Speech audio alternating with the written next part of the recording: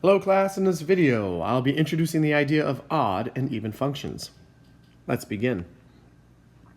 A function is said to be even if for every x in the domain, f of negative x is equal to f of x. And the graph of an even function is symmetrical about the vertical axis. All right, so here are three examples of even functions. And notice that they are all symmetrical about the vertical axis.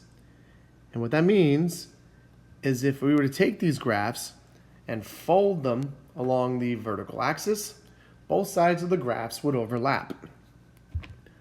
You may also notice that every one of these graphs contains the coordinates negative xy and xy. So what that means is the following. If the graph contains negative xy, then f of negative x is equal to y. If the graph contains xy, then f of x is equal to y. Since both f of negative x is equal to y and f of x is equal to y, this implies that f of negative x is equal to f of x. Okay, now on to odd functions. A function is said to be odd if for every x in the domain, f of negative x is equal to negative f of x. And the graph of an odd function is symmetric about the origin.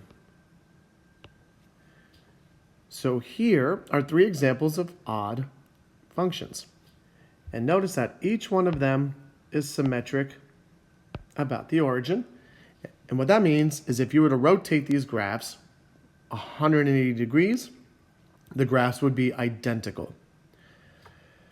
All right, you may also notice that each graph contains the coordinates negative x1, negative y1, and x1, y1.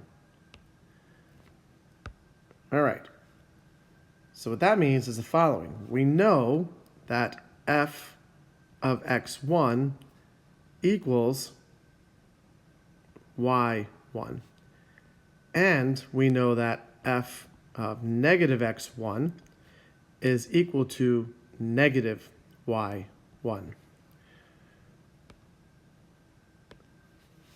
What I'm going to do is I'm going to replace that y1 that I just highlighted in red with this f of x1 because these two values are the same.